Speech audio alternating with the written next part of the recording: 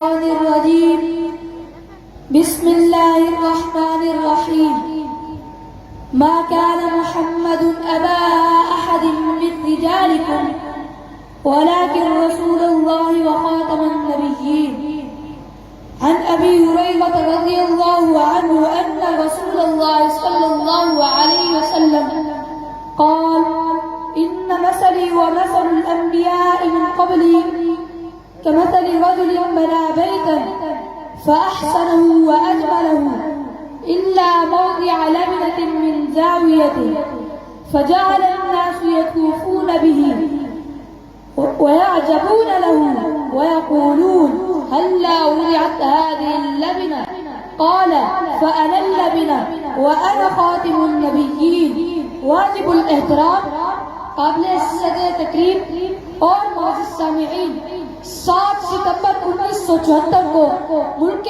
پاکستان کے قانون ساز اسمبلی کے اندر قادیانیوں کو غیر مسلم قرار دیا گیا. یہ بات واضح ہے کہ قادیانی ملت اسلامیہ کا بھی غدار ہے اور ملک پاکستان کا بھی غدار ہے.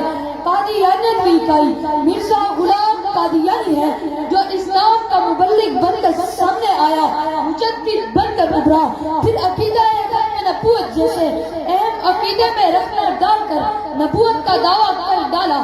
میرے مسلمان بھائیوں, یہودی حضرت موسیٰ علیہ السلام کو نبی مانتے ہیں تو ان کی عزت و عظمت اور رفعت کے بھی قائل ہیں. عیسائی حضرت عیسیٰ علیہ السلام کو نبی مانتے ہیں تو ان کی عزت و عظمت اور رفعت کے بھی قائل ہیں اور ان کی شان میں کمی کو برداشت نہیں کرتے. مگر قادیانی حضرت محمد صلی اللہ علیہ وسلم کو نبی تو ظاہر کرتے ہیں لیکن ان کی عزت و عظمت اور ان کو بلند مرتبہ سمجھنے کے بجائے مرزا غلام قادیانی کو سب سے اعلیٰ اور افضل مانتے ہیں. اس لیے میں کہتا ہوں کہ قادیانیوں کی رگوں میں توہین اسلام کا وہ گندا خون دوڑتا ہے جس کی بنا پر یہ کینسر سے بھی زیادہ خطرناک ہے.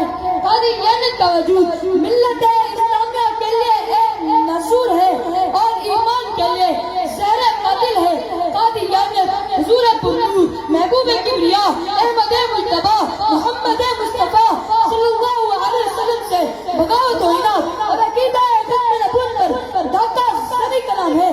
دنیا کا کوئی کافر اپنے مذہب کو اسلام نہیں کہتا جبکہ قادیانی دنیا کا وہ کافر ہے جو اپنے کفر کو اسلام کا نام دے کر خود کو مسلمان باپ کرانے کی ناکام کوشش کرتا ہے.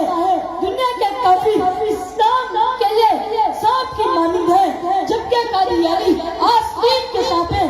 دنیا کے کافر زہر کو زہر کے نام پر بیچتے ہیں جبکہ قادیانی کافر زہر کو تیام کے نام پر بیچتے ہیں.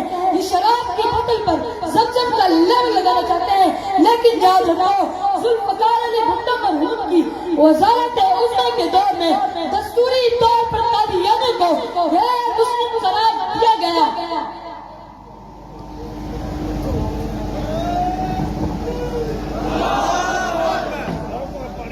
نعرہ تکبیر, تاجدار ختم نبوت, قادیانیت, قادیانیت, قادیانیوں پہ قادیانیوں کا جو یار ہے.